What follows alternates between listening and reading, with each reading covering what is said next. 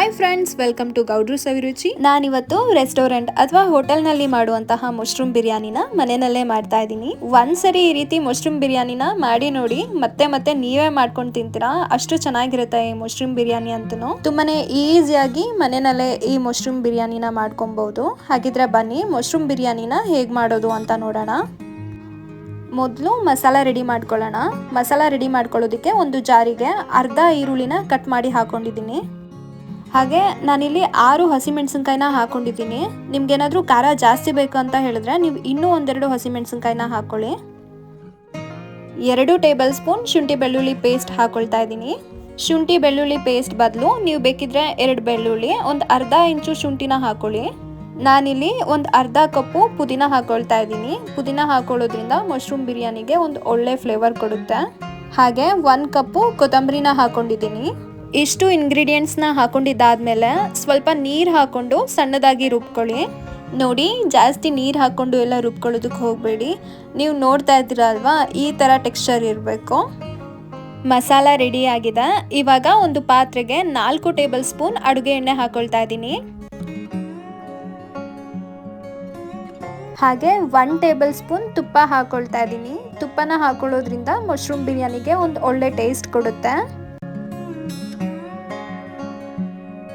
ಎಣ್ಣೆ ಬಿಸಿ ಆದಮೇಲೆ ಹೋಲ್ ಗರಂ ಮಸಾಲ ಸ್ಪೈಸಸ್ನ ಹಾಕೊಳ್ತಾ ಇದ್ದೀನಿ. ಹಾಗೆ ಇದ್ರ ಜೊತೆಗೆ ಸ್ವಲ್ಪ ಕಸೂರಿ ಮೇಥಿ ಹಾಗೆ ಸ್ವಲ್ಪ ಸೋಂಪು ಹಾಕೊಂಡ್ರು ಕೂಡ ಚೆನ್ನಾಗಿರುತ್ತೆ.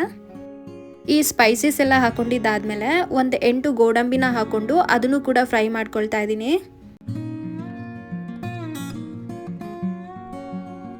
ಗೋಡಂಬಿ ಎಲ್ಲ ಫ್ರೈ ಆಗಿದೆ. ಇವಾಗ ನಾನು ಉದ್ದುದ ಕಟ್ ಮಾಡಿ ಇಟ್ಕೊಂಡಿರೋ ಅಂತ 2 ಈರುಳ್ಳಿನ ಹಾಕೊಂಡು ಅದನ್ನು ಕೂಡ ಫ್ರೈ ಮಾಡ್ಕೊಳ್ತಾ ಇದ್ದೀನಿ. ಈರುಳ್ಳಿ ಎಲ್ಲ ಸಾಫ್ಟ್ ಆಗಬೇಕು, ಅಲ್ಲಿವರೆಗೂ ಫ್ರೈ ಮಾಡ್ಕೊಳ್ಳಿ.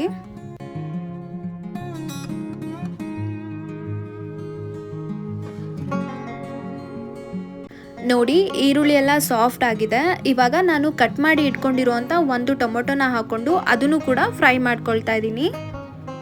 ಟೊಮೊಟೊ ಎಲ್ಲ ಸಾಫ್ಟ್ ಆಗಬೇಕು, ಅಲ್ಲಿವರೆಗೂ ಫ್ರೈ ಮಾಡ್ಕೊಳ್ಳಿ.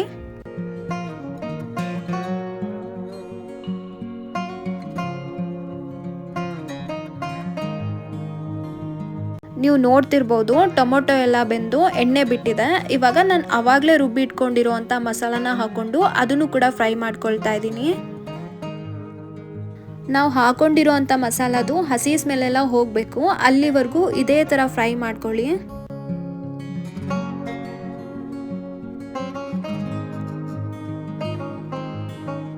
ಅಟ್ಲೀಸ್ಟ್ ಒಂದು 2 ನಿಮಿಷ ಆದ್ರೂ ಲೋ ಫ್ಲೇಮ್ ಮಾಡಿಕೊಂಡು ಈ ರೀತಿ ಫ್ರೈ ಮಾಡ್ಕೊಳ್ಳಿ. ನೀವು ಎಷ್ಟು ಈ ಮಸಾಲಾನ ಫ್ರೈ ಮಾಡ್ಕೊಳ್ತೀರಾ ಅಲ್ವಾ, ಅಷ್ಟು ಟೇಸ್ಟಿಯಾಗಿ ಬರುತ್ತೆ ಮಶ್ರೂಮ್ ಬಿರಿಯಾನಿ ಅಂತೂ.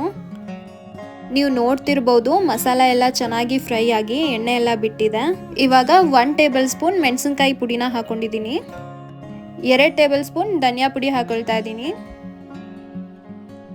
2 ಟೇಬಲ್ ಸ್ಪೂನ್ ಗರಂ ಮಸಾಲ ಹಾಕೊಳ್ತಾ ಇದ್ದೀನಿ. ಅರ್ಧ ಟೇಬಲ್ ಸ್ಪೂನ್ ಅರಿಶಿನದ ಪುಡಿ ಹಾಕೊಂಡಿದ್ದೀನಿ. ಇವಾಗ ಲೋ ಫ್ಲೇಮ್ ಮಾಡಿಕೊಂಡು ಇದನ್ನು ಕೂಡ ಫ್ರೈ ಮಾಡ್ಕೊಳ್ತಾ ಇದ್ದೀನಿ.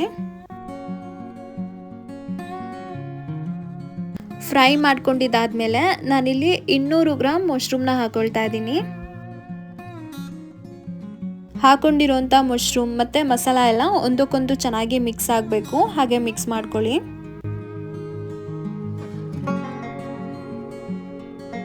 ಇವಾಗ ರುಚಿಗೆ ತಕ್ಕಷ್ಟು ಉಪ್ಪನ್ನ ಹಾಕೊಳ್ತಾ ಇದ್ದೀನಿ.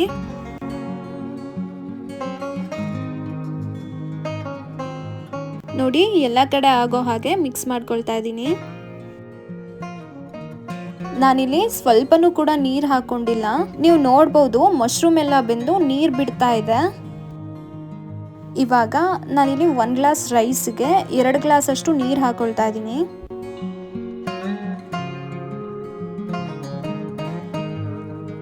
ನಾವು ಹಾಕೊಂಡಿರೋಂಥ ನೀರೆಲ್ಲ ಚೆನ್ನಾಗಿ ಕುದಿ ಬರಬೇಕು, ಅಲ್ಲಿವರೆಗೂ ನೀವು ಕುಕ್ ಮಾಡ್ಕೊಳ್ಳಿ.